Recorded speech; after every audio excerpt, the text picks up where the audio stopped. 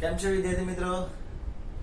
ધોરણ 11 ફિઝિક્સમાં પ્રકરણ નંબર 5 ગતિના નિયમોની અંદર લાસ્ટ લેક્ચરની અંદર આપણે સૌથી મહત્વનો મુદ્દો જેનું નામ છે ન્યૂટનની ગતિનો બીજો નિયમ એના વિશેની માહિતી આપણે મેળવી હતી.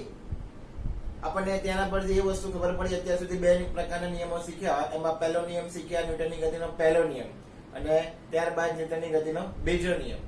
પહેલો નિયમ જે છે એના પરથી આપણને એ સમજાયું કે ન્યૂટનની ગતિનો પહેલો નિયમ બળની વ્યાખ્યા આપે છે અને ધેન આફ્ટર બીજો નિયમ જે છે એ બળનું મૂલ્ય આપે છે. ક્લિયર? તો આ બે મહત્વના નિયમો વિશે એ આપણે ચર્ચા કરી.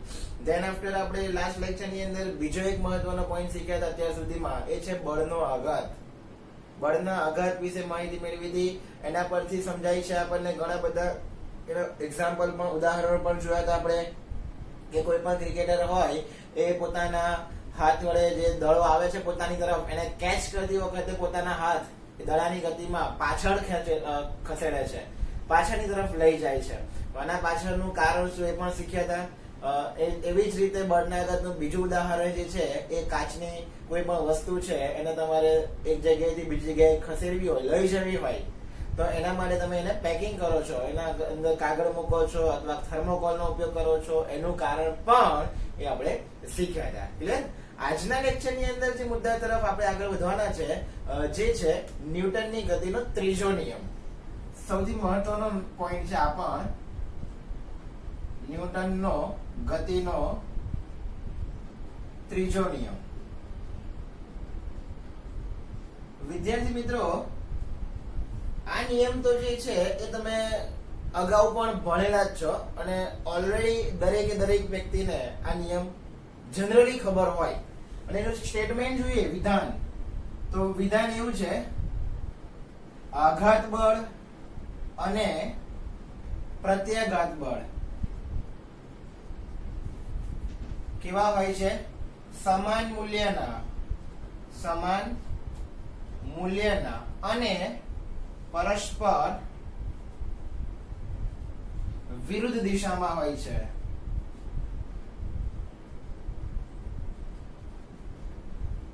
નિયમ જે છે એનું વિધાન એ તમે આ જ રીતે યાદ રાખવું પડે. આઘાત બળ અને પ્રત્યાઘાત બળ એ પરસ્પર સમાન મૂલ્યના અને પરસ્પર વિરુદ્ધ દિશામાં એ રહેલા હોય છે. આઘાત બળ એટલે આપણે જે પદાર્થ પર શરૂઆતમાં ક્રિયા કરવા માટે બળ લગાડીએ છીએ અને પ્રત્યાઘાત બળ એટલે એની અસર, આપણે જે બળ લગાડીએ છીએ એ બળ લગાડવાના કારણે એની શું અસર આપણને સામે મળે છે, એટલે કે જે કામ કર્યું છે એની શું ક્રિયાની પ્રતિક્રિયા શું મળી છે એને કહી શકાય. આઘાત બળને આપણે ક્રિયા બળ તરીકે પણ લઈ શકાય અને પ્રત્યાઘાતની બળને આપણે પ્રતિક્રિયા બળ તરીકે પણ લઈ શકીએ છીએ. બરાબર? એટલે એ પણ પોઈન્ટ તમારે સમજવાનો. આઘાત બળ અને પ્રત્યાઘાત બળ સમાન અને વિરુદ્ધ દિશામાંનો કોઈ ઉદાહરણ જોવું હોય ને તો કોઈ એક સ્પ્રિંગ છે, એ સ્પ્રિંગને આપણા હાથમાં લો. તમે આપણા પેન હોય છે જે પુશઅપ વાળી, તો એ પેનની અંદર સ્પ્રિંગ હોય ને તો સ્પ્રિંગને તમારી બે હાથ એટલે કે અંગૂઠા અને આંગળી વચ્ચે રાખો અને એને પ્રેસ કરો, દબાશે. તો દબાશે એટલે શાના કારણે દબાશે? તો તમારા આંગળી અને અંગૂઠાએ સ્પ્રિંગ પર શું લગાડ્યું? બળ લગાડ્યું. એ બળ એટલે આપણે શું કરીએ? એની પર ક્રિયા. પણ હવે થશે શું? આ સ્પ્રિંગ જે છે ને એ સ્પ્રિંગ પણ તમારી પર આંગળીઓ પર એ શું કરે છે? વિરુદ્ધ બળ લગાડે છે, જેનો આપણને અનુભવ થાય છે. ક્લિયર? એ વસ્તુ જોઈ નહીં શકીએ, હા, પણ એ સ્પ્રિંગ આપણી આંગળીઓ પર આપણે જે દિશામાં બળ લગાડ્યું હશે એની વિરુદ્ધ દિશામાં અવશ્ય બળ લગાડે જ છે. એ બળ આપણે લગાડ્યું એ ક્રિયા બળ, સ્પ્રિંગ આપણા પર વિરુદ્ધ દિશામાં આંગળી પર બળ લગાડે છે એ એની પ્રતિક્રિયા બળ. જોવાની વાત એ રહી કે માની લો કે તમે શરૂઆતની અંદર એકદમ સ્લાઇડ બળ લગાડ્યું તો તમારી પ્રતિક્રિયા બળ પર સ્લાઇડ ઓછું જ લાગશે. તમે બળ વધારો છો તો સામે આંગળીઓ પર પણ બળ વધે છે. એટલે જે રીતે ક્રિયા બળ તમે પદાર્થ પર લગાડો છો ને એ જ રીતે એની પ્રતિક્રિયા બળ એટલા જ મૂલ્યની પણ એનાથી વિરુદ્ધ દિશામાં તમને અવશ્ય જોવા મળે જ છે. Is it okay? સંપર્કમાં કોઈ પણ પદાર્થ આવે એની પર તમને બળ અનુભવવા જ છે. પ્રશ્ન આવ્યો કે સંપર્કમાં રહેલા હોય તો જ થાય? ના, દરેક વખતે જરૂર નથી. કોઈ પદાર્થ સંપર્કમાં ના હોય ને તો આ આ બળ તો એ લાગતા હોય જ છે. જેમ કે પૃથ્વીની સપાટી પર રહેલો કોઈ પથ્થર એ તમે ઉઠાવો અને પથ્થરને ઉપરની તરફ ફેંકો. પથ્થર ઉપર જશે જશે ક્યાં સુધી? શું થશે? તો કે પથ્થર જે છે એ ઉપર જશે. હવે એ પથ્થર અંતે ક્યાં આવે છે? નીચે. નીચે આવે છે ગુરુત્વાકર્ષી બળના કારણે. જાય છે ઉપર ત્યારે અપાકર્ષણ બળ. એટલું જ શું લાગે છે? આકર્ષણ બળ પણ લાગે છે.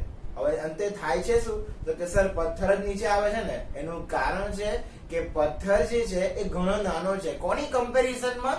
પૃથ્વીની કમ્પેરિઝનમાં. નહીવત કહી શકાય. એટલા માટે જે પદાર્થ મોટો હોય ને, જ્યારે ગુરુત્વાકર્ષણ બળ લાગતું હોય ને ત્યારે જે પદાર્થ મોટો હોય એની તરફ જ અન્ય કોઈ નાનો પદાર્થ એ ખેંચાઈને આવતો હોય છે. ક્લિયર? એટલે એક આ મહત્વનો મુદ્દો ધ્યાનમાં રાખવાનો. ન્યૂટનની ગતિનો ત્રીજો નિયમ, આઘાત બળ અને પ્રત્યાઘાત બળ સમાન મૂલ્યના અને પરસ્પર વિરુદ્ધ દિશામાં હોય છે. તેના આફ્ટર એના મુદ્દા પણ તમારે જે હું બોલ્યો એનું ઉદાહરણ લખવાનું. એના આઘાત બળ એટલે શું કહી શકાય? તો કે ક્રિયા બળ. આઘાત બળને તમે બીજા શબ્દમાં શું કહી શકો છો? ક્રિયાબળ. ક્રિયાબળ એટલે પદાર્થ પર આપણે જે બળ લગાડવાથી ક્રિયા થાય છે. અને એનો પ્રત્યાઘાત બળ. પ્રત્યાઘાત બળ એટલે શું કહેવામાં આવે છે? એને પ્રતિક્રિયા બળ તરીકે ઓળખવામાં આવે છે. એટલે કે જે તમે ક્રિયા કરી છે એની સામે શું મળે છે? પ્રતિક્રિયા મળે છે. ઓકે. ત્યારબાદ એના બે ઉદાહરણ લખી શકો. એક તો સ્પ્રિંગ વાળું ઉદાહરણ તમારી જાતે લખવાનું અને ધેન આફ્ટર પથ્થર વાળું ઉદાહરણ પણ તમે લખી શકો છો. ઓકે. નંબર 2 નેક્સ્ટ, ન્યૂટનની ગતિના ત્રીજા નિયમના અગત્યના મુદ્દાની ચર્ચા કરીએ. અગત્યના મુદ્દા.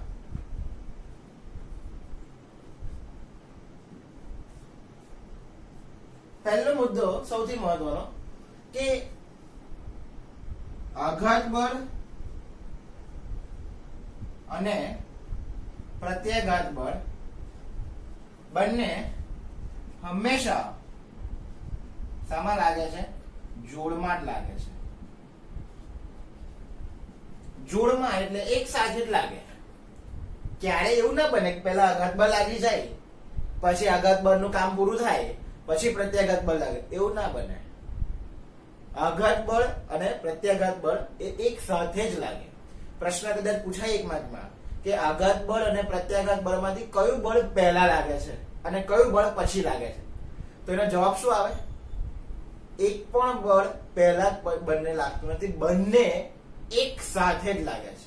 આ બંને બળ જોડમાં જ હોય છે. એટલે કે એક સાથે જ પદાર્થ પર લાગે છે. ક્લિયર? આ બહુ જ મહત્વનો મુદ્દો છે. ઓકે. નંબર 2, બંને પાછળ કેવા મૂલ્યના હોય છે? સમાન મૂલ્યના અને પરસ્પર વિરુદ્ધ દિશામાં. એટલે બંને પાછળ કેવા હોય? જોડમાં જ હોય. ઓકે. નેક્સ્ટ, ધેન આફ્ટર માની લો કે બે પદાર્થ છે. એક નામ છે A, બીજાનું નામ છે B. બે પદાર્થો A અને B. આની આ બે વચ્ચે બળ લાગતા હોય એની પોસિબિલિટી કેટલી? 2 હોય. કઈ? કાં તો એવું બને કે એક વખત A પર કોના વડે લાગે છે? B વડે લાગતું બળ. અને કાં તો એવું બને કે B વડે A પર લાગતું બળ. B પર A વડે લાગતું બળ. આ બે શક્યતાઓ બને છે. ક્લિયર? A પર B વડે લાગતું બળ કાં તો B પર A વડે લાગતું બળ. હવે આ બંને બળને ઇન્ડિકેટ કેવી રીતે કરાય? બળ એટલે તમને ખબર છે F. અહીંયા પણ બળ એટલે F. બહુ જ મહત્વની વાત શીખવાડવા જઈ રહ્યો છું. કોની પર બળ લાગે છે? આપણે યાદ કરો, સાપેક્ષ વેગ હતો ને, એની અંદર તમે લખતા હતા, આઈ થિંક તમે આવી રીતે લખતા હતા કે VAB. તો આને શું વાંચતા હતા? પાછળ વાળાની સાપેક્ષે આગળ વાળાનું બળ. એટલે કે વેગ. અહીંયા વેગની વાત છે તો વેગ. B ની સાપેક્ષે એનો વેગ. Is it okay? તો અહીંયા પણ આપણે એ જ ઇન્ટેન્સમાં એ રીતે લખવાનું છે, પણ અલગ ફોર્મમાં. કેવી રીતે? જેની પર લાગતું હોય ને એ આગળ અને જેના વડે લાગતું હોય એ પાછળ. That's it. A પર B વડે લાગતું બળ. અહીંયા કોના વડે પર લાગે છે? B. તો અહીંયા શું લખાય? B. કોના વડે લાગે છે? A. B પર A વડે લાગતું બળ. પહેલું હોય એ પર, બીજું હોય એ વડે, એ પર બી વડે, બી પર એ વડે લાગતું બળ. ક્લિયર? એટલે આ મહત્વની વાત તમારે સમજવાની હોય. હવે તમે વિચારો એ પ્રમાણે આ બંને પર બળો જે લાગે છે એ કેવા મૂલ્યના લાગે? સમાન મૂલ્યના. માનો કે એ પર બી વડે હું બળ લગાડું છું તો એની પ્રત્યાઘાતી શું મળશે? બી પર એ વડે. બંને કેવા મૂલ્યના હશે? એક સમાન મૂલ્યના. મતલબ કે આવું લખી શકાય એફ બી એ બરાબર એફ એ બી બરાબર એફ બી એ. બંનેની ઉપર સદિશ બતાવું છું. કેમ? કારણ કે બળ સદિશ રાશિ છે અને પાછી બંનેની દિશા કેવી છે? વિરુદ્ધ છે. વિરુદ્ધ દિશા હોય ને એના માટે તમારે શું બતાવવું પડે? માઇનસ સાઇન બતાવવી પડે. જો બે એક જ દિશામાં લાગતા હોય તો બંને પ્લસ, પણ બંને એક દિશામાં નહીં લાગતા. આ જે દિશામાં લાગતું હશે એની વિરુદ્ધ દિશામાં જ આ લાગતું હશે. એટલા માટે જે તે એક વેલ્યુને તમારે શું આપવી પડે? નેગેટિવ સાઇન આપવી પડે. ક્લિયર? એક આ મહત્વનો મુદ્દો એ તમારે શીખી શકાય. હવે કદાચ મારે આ સમીકરણને બરાબર 0 બનાવવું હોય તો આ માઇનસ વાળું પદ છે એટલે સામે ઉઠાઈને લઈ જવું તો પ્લસ થઈ જાય. તો એકચ્યુઅલી એફ એ બી આ બાજુ છે, આ માઇનસ વાળું સામે લાવશો તો પ્લસ થઈ જશે. Plus F B A is equal to 0. Actually તમે આવું જે લખો ને, આ લખવું એ શું થઈ શકે છે? ભૂલ ભરેલું કહી શકાય. ખરેખરમાં આવું લખવું સંભવ નથી. એકચ્યુઅલી વાત કઈ છે? આ છે. આ સ્થિતિ બને છે, ધેટ ઇઝ ઓકે. આ બરાબર છે. પણ તમે આ કેમ આવું લખો છો? કારણ કે બંને સમાન મૂલ્યના છે, પાછી દિશા વિરુદ્ધ છે એટલે માઇનસ લખો છો. કોઈ પણ વસ્તુની વિરુદ્ધ દિશા હોય ને ત્યારે લખવું શું પડે? માઇનસ જ લખવું પડે.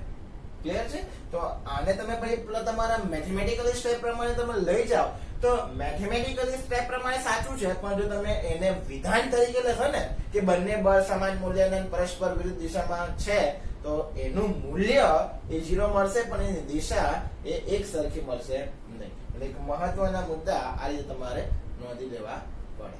ક્લિયર? ન્યૂટનની ગતિનો ત્રીજો નિયમ, એના ઉદાહરણો, ધેન આફ્ટર એના અગત્યના મુદ્દા વિષયની એ આપણે આ ચર્ચા થઈ.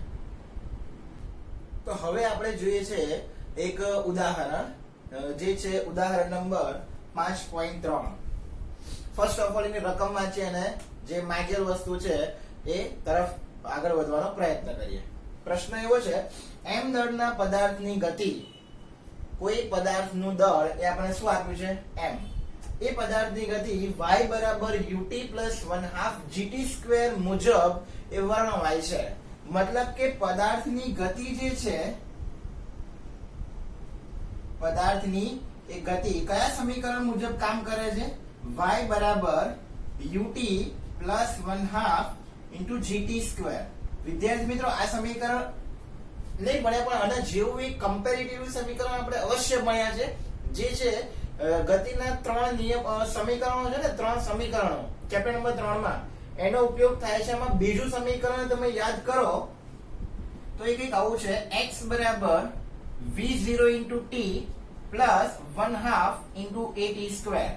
બસ આની કમ્પેરેટિવ વેલ્યુ છે. આપણે અહીંયા સ્થાનાંતરને x કહીએ છીએ, અહીંયા શું કહ્યું છે? આપણે y કહ્યું છે. તો કોઈ પ્રોબ્લેમ નથી. તમે એ રીતે તમે એક્સપ્લેન કરી શકો છો, એને ધારી પણ શકો છો.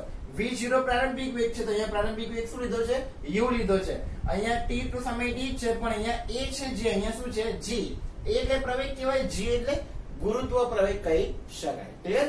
તો આપણું જે સમીકરણ છે કમ્પેરેટિવલી બંને કેવા છે? એક સેમ જ છે. ખાલી અમુક જે સ્ટેપ છે એ તમારે ધારણા ખાલી અલગ કરેલી છે. હવે શોધી શું લાવવાનું છે? તો વર્ણવાય તો પદાર્થ પર લાગતું શું શોધવાનું છે? બળ શોધવાનું છે. પહેલા આખું ઓવરવ્યુ જોઈ લઈએ કઈ રીતે આપણે જઈશું. બળ શોધવું છે એટલે આપણે શું શોધી લાવવાનું? F. હમણાં જ જોયું F બરાબર ન્યૂટનની ગતિના બીજા નિયમ પરથી સમીકરણ શું બને? F બરાબર ma. ઓકે? પણ આપણને m દળ તો એમ જ આપ્યું છે, ધેટ ઇઝ ઓકે. નથી તો કઈ વેલ્યુ નથી? a નથી.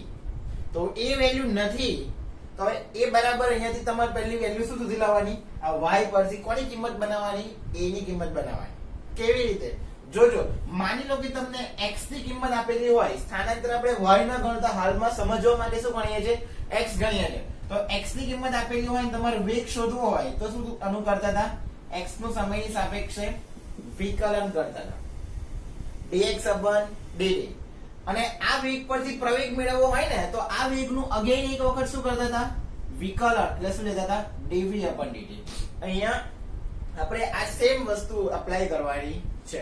પહેલા શું સુધી લાવો, y પરથી dy/dt કરો એટલે v મળશે અને આ વેગનું ફરી વખત ઇક્વેશન કરો એટલે શું મળશે, a મળશે અને a ની કિંમત f બરાબર m ના સમીકરણમાં તમે મૂકી દેશો તમારો દાખલો કેવો થઈ જશે, ક્લિયર થઈ જશે. બરાબર, એટલે કે આ સમજૂતી તમારી પાસે એક ખાસ અવેલેબલ હોવી જોઈએ, તમને સમજ પડવી જોઈએ તો આગળ વધી શકાય.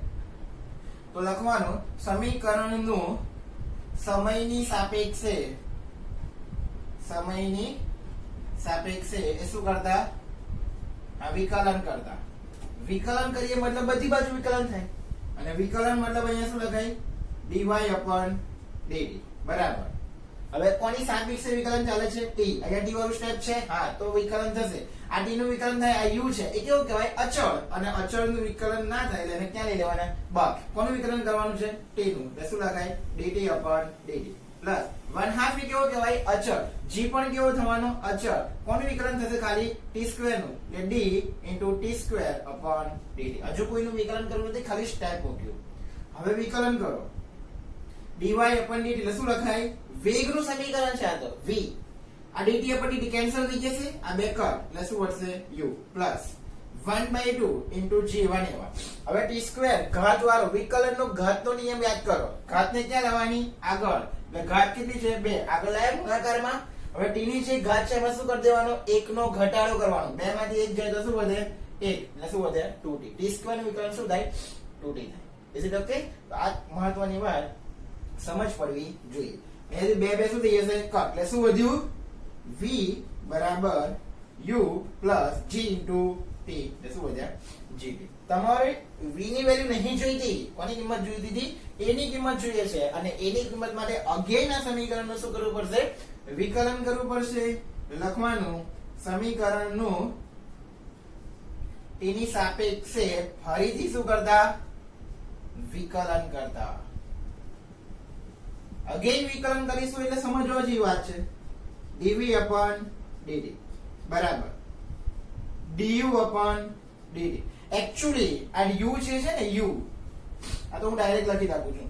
u છે ને એની સાથે t નથી, મતલબ કે u એટલે પ્રારંભિક વેગ છે.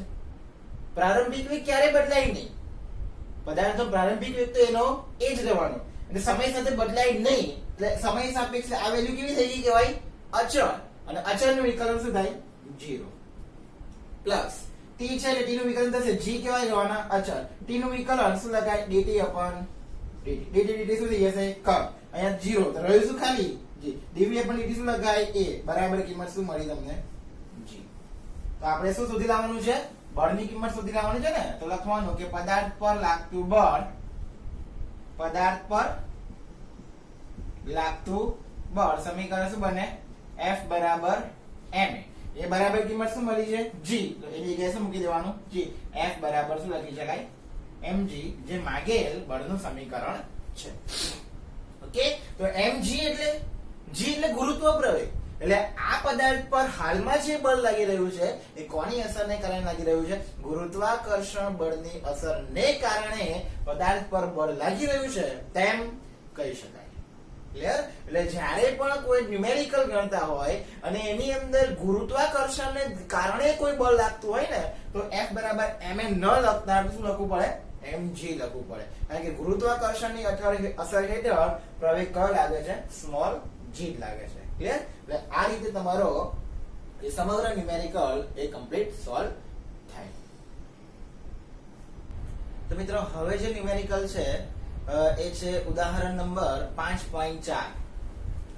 ફર્સ્ટ ઓફ ઓલ ની રકમમાં છે અને ધેન આફ્ટર જે પણ કઈ માહિતી શોધવાની કીધેલી છે એના તરફ વિચારણા કરીએ.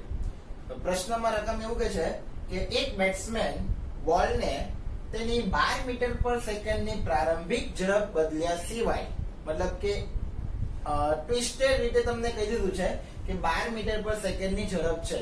એટલે આખી આની ઇમેજિનેશન થવું જોઈએ. ફરીથી એકવાર વાંચીએ. એક બેટ્સમેન બોલને તેની 12 મીટર પર સેકન્ડની પ્રારંભિક ઝડપ બદલ્યા સિવાય સીધો બોલરની દિશામાં પાછો ફટકારે છે. મતલબ કે જે દડો બોલર નાખે છે બેટ્સમેન તરફ એની ઝડપ તો 12 મીટર પર સેકન્ડ છે જ, પણ જ્યારે બેટ્સમેન ફટકારે છે અને બોલર તરફ વિરુદ્ધમાં જાય છે ત્યારે પણ એની ઝડપ એટલી જ છે. જો બોલનું દળ 0.15 કિલોગ્રામ હોય તો બોલ પર લાગતો બળનો આઘાત શોધવાનો છે. મહત્વની વાત, બળનો આઘાત. ક્લિયર? હવે જે માહિતી આપી છે પેલા લખીએ.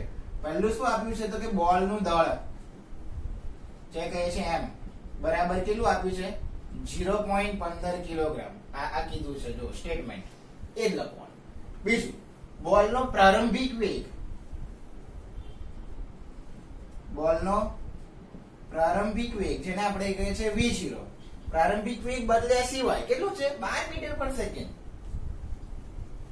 હવે આ પ્રારંભિક વેગ એટલે બોલ એ બોલર દ્વારા બેટ્સમેન તરફ નખાઈ રહ્યો છે. એનો મતલબ માની લો કે આ પીચ છે, અહીંયા જે છે એ કોણ છે તો કે બેટ્સમેન, અને અહીંયા જે છે એ કોણ છે તો કે બોલર. ગુજરાતી બોલર અને batsman. First of all bowler જે છે એ બેટ્સમેન તરફ નાખે છે. ક્લિયર? હવે સમજો, આપણે જ્યારે જોઈએ છે ને ત્યારે આપણી આ કેવી દિશા હશે વિરુદ્ધ દિશા. એટલે આપણે પ્રારંભિક વેગ કેવો લઈએ છીએ અહીંયા માઈનસ લઈએ છીએ. આપેલું નથી, આ સેન્સ છે, સમજ જોઈએ આપણને, આ ખબર પડી જ જાય. ક્લિયર? અને બોલ ને ફટકાર્યા બાદનો વેગ મતલબ કે અંતિમ વેગ એ પણ કેટલો છે બદલતા જ નથી. મેં 12 મીટર પર સેકન્ડ નો વેગ બદલ્યા સિવાય પાછો ફેંકે છે એટલે એ પણ કેટલો થવાનો 12. એટલે હવે આ બેટ્સમેન બોલરને આ દિશામાં ફેંકે છે. આ કયો હશે v0, આ કયો છે v0 વિરુદ્ધ દિશા હોવાથી એ કેવો લઈએ છે નેગેટિવ લઈએ છે. આપેલું નથી, આ સમજ છે. ઓબ્વિયસલી બેટ્સમેન જે બોલર જે છે એ બેટ્સમેન તરફથી જ નાખવાનો દડો, અને અહીંયા કીધેલું છે કે પાછો ફટકારે છે એટલે એની એક્ઝેક્ટ વિરુદ્ધ દિશામાં જવાનું. બંને દિશા વિરુદ્ધ મતલબ કે જે રોંગ ડાયરેક્શન દેખાતી હોય એ તમે શું લેવો માઇનસ લેવી પડે. ઓકે, ક્લિયર છે? નાઉ પ્રશ્ન થાય સર અહીંયા બેટ્સમેન જગ્યાએ અહીંયા બોલર લઈએ તો અને આને બેટ્સમેન લઈએ તો પ્રારંભિક વેગ તમારો પ્લસ ના દેખાય અને અંતિમ વેગ માઇનસ ના દેખાય. એવું કરવું હોય તો એ કરી શકાય. પણ હાલમાં આપણે જે અંતિમ ઘટના શું દેખાય છે બળનો આઘાત કોના પરનો શોધવાનો છે બોલ પરનો. અને હાલમાં આપણે જે પરિસ્થિતિમાં બળનો આઘાત શોધીશું એ બેટ્સમેન થી કઈ તરફનો શોધીશું બોલર તરફનો શોધીશું. ક્લિયર? હા, હવે તમે વિરુદ્ધમાં જોતા હોય તો બોલર થી કઈ તરફનો જશે પછી બેટ્સમેન તરફનો જશે. ઓકે, એટલે આ એક મહત્વની વાત જાણવાની. તો હવે આપણે શોધવાનું શું છે બળનો આઘાત. સમીકરણ યાદ કરો જે શું હતું F * ડેલ્ટા ટી. પણ આવું કશી વેલ્યુ અહીંયા નહીં દેખાતી. ડેલ્ટા ટી તો ક્યાંય નહીં. તો આનું કમ્પેરેટિવ ઇક્વેશન યાદ કરો. કયું? તો કે F બરાબર ન્યૂટનની ગતિનો બીજો નિયમ ડેલ્ટા P / ડેલ્ટા ટી છે. ડેલ્ટા ટી ના ભાગાકારમાંથી સામે આપો તો ગુણાકાર એટલે F * ડેલ્ટા ટી બરાબર શું બને છે ડેલ્ટા P. અને ડેલ્ટા P એટલે વેગમાનનો ફેરફાર. એટલે બળનો આઘાત બરાબર શું લખી શકાય વેગમાનનો ફેરફાર. આ વેગમાનનો ફેરફાર આપણે શોધી લાવવાનો છે. બરાબર? તો હવે આપણે આપણા સમીકરણ તરફ આગળ જઈએ તો કે બળનો આઘાત બરાબર ડાયરેક્ટ શું શોધી લાવવાનું છે વેગમાનનો ફેરફાર ડેલ્ટા P. હવે વેગમાન P બરાબર સમીકરણ શું હતું યાદ કરો. P બરાબર mv હતું. P બરાબર m * v. પણ અહીંયા શું છે આગળ ફેરફાર એટલે શું લખવાના છે ડેલ્ટા P બરાબર. હવે તમે જ્યારે દડો ફેંકશો ત્યારે જે દળ હતું તમે જ્યારે બેટ્સમેન ફટકારશે તો કોઈ દળ ઘટી જવાનું છે ના ઘટે. દળ કેવો રહેવાનો અચળ. વેગ બદલાય છે પણ દળ નહીં બદલાતું. એટલે ડેલ્ટા P માં m કેવો અચળ ગુણ્યા શું લખી શકાય ડેલ્ટા v. આ ડેલ્ટા v એટલે અંતિમ વેગ માઈનસ પ્રારંભિક વેગ એટલે v માઈનસ v0. એટલે આપણે એ સમીકરણ તરફ આગળ જવાનું છે. ડેલ્ટા p ની જગ્યાએ શું લખવાનું m * ડેલ્ટા v. m એવાની ડેલ્ટા v ની જગ્યાએ અંતિમ વેગ માઈનસ પ્રારંભિક વેગ v માઈનસ v0. બધી કિંમતો શું કરી દેવાની મૂકી દેવાની. m ની કિંમત છે 0.15, v ની વેલ્યુ છે 12, ઓફિસની નિશાની માઈનસ, v0 ઓલરેડી માઈનસ છે, માઈનસ માઈનસ જવાબ પ્લસ 0.15 કૌંસમાં 12 + 12 24. 24 ગુણ્યા 0.15 કરશો તો એપ્રોક્સિમેટલી તમને જવાબ મળશે 3.6. એનો એકમ શું આવશે? Newton into second. આ જે છે એ બોલ પર લાગતો બળનો આઘાત છે તેમ કહી શકાય. અને અહીંયા બળના આઘાતની દિશા બેટ્સમેન થી બોલર તરફની હશે તેમ કહી શકાય. ક્લિયર? તો આ રીતે તમારો સંપૂર્ણ એ ન્યુમેરિકલ એ સોલ્વ કરી શકો છો. તો વિદ્યાર્થી મિત્રો, આજના લેક્ચરની અંદર મહત્વના પોઈન્ટ કયા કયા શીખ્યા? તો પહેલો પોઈન્ટ શીખ્યા છે એ છે ન્યૂટનની ગતિનો ત્રીજો નિયમ. ધેન આફ્ટર એના અગત્યના મુદ્દા. ધેન આફ્ટર ઉદાહરણ 2 જોયા, એક 5.3 અને એક 5.4. બંને ન્યુમેરિકલ અને એક પ્રશ્ન એ પૂરેપૂરી રીતે નોંધ કરજો. ક્વેશ્ચન આન્સર જે ક્વેશ્ચન જે વર્કશીટમાં આપેલા છે એ સારામાં સારી રીતે લખજો, જોઈ લે. અને ખાસ એક મહત્વની વાત, ઘણી વખત તમે જ્યારે પ્રશ્નો લખો છો ને તો ખાલી વર્કશીટ ઉતારી દો છો. આ વસ્તુ નેક્સ્ટ ટાઈમ થી ના થવી જોઈએ. વર્કશીટમાં પાછળ હોમવર્ક આપેલું હોય છે. એ હોમવર્કમાં જેટલા પ્રશ્નો જે ક્રમમાં આપેલા છે ને એ ક્રમમાં જ હોમવર્ક તમારે મોકલવાનું રહેશે. તમે શું કરો છો? વર્કશીટ જે પ્રશ્નો આપેલા હોય છે જવાબ એને લખી નાખો છો, બાકીના નહીં લખતા. તો એ વસ્તુ ગણાશે નહીં, એ હોમવર્ક નહીં ચલાવવામાં આવે, રીસાઇન કરીશું. ક્લિયર? એટલે મહત્વના મુદ્દા જે છે એ બધા નોંધી લેજો ને પ્રશ્નનો જવાબ પણ આપજો. Okay, thank you.